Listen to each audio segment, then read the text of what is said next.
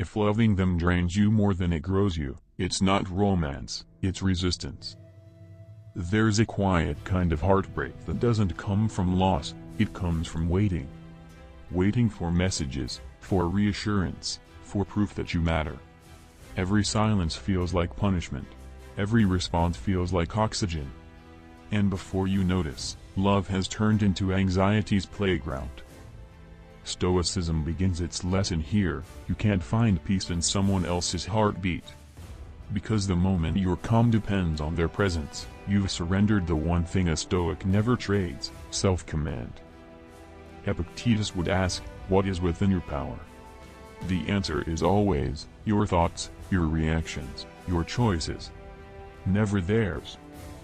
An anxious love is built on conditions. If they reply, I can relax. If they choose me, I'll feel worthy. If they stay, I'll finally be safe. But the Stoic knows that safety borrowed from others always expires. Anxiety in love often hides two illusions: control and permanence. We want to control what we fear losing, and we fear losing what we tried to control. It's a perfect storm of attachment. Marcus Aurelius wrote, accept whatever comes to you woven in the pattern of your destiny, for what could more aptly fit your needs? In relationships, this isn't passive surrender, it's active trust. It's choosing to stay open without demanding outcomes. It's daring to care without collapsing. When love feels like anxiety, you're no longer connecting, you're predicting. You watch for signs instead of souls. You measure silence instead of meaning.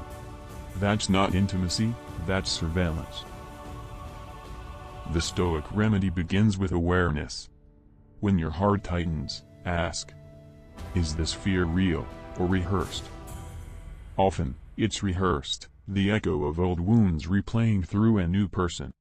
The mind searches for threats even in kindness, because it has forgotten what peace feels like. Step 1. Reclaim your breath. The body is the gate to calm.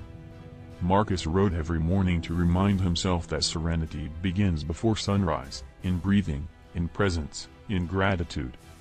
When anxiety spikes, don't chase thoughts, return to breath. Nothing is urgent inside one full inhale. Step 2. Reframe the story. Instead of they might leave, try if they leave, I remain.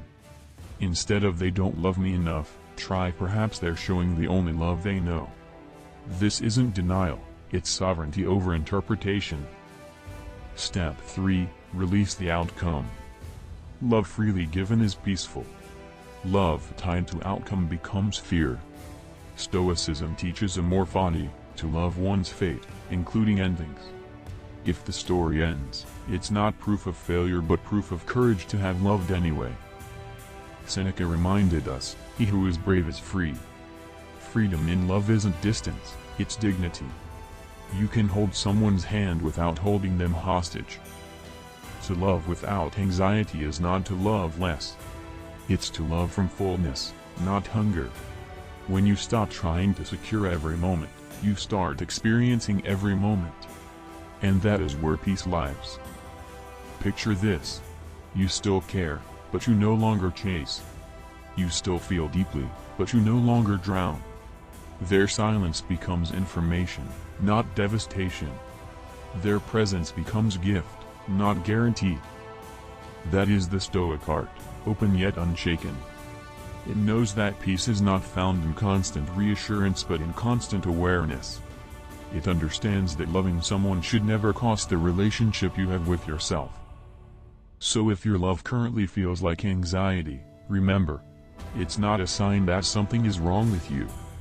It's a signal that it's time to return home, to the calm within. Because love and peace aren't enemies. They only conflict when we forget that peace must come first. Once you guard your inner stillness, love becomes what it was always meant to be, a choice, not a chain.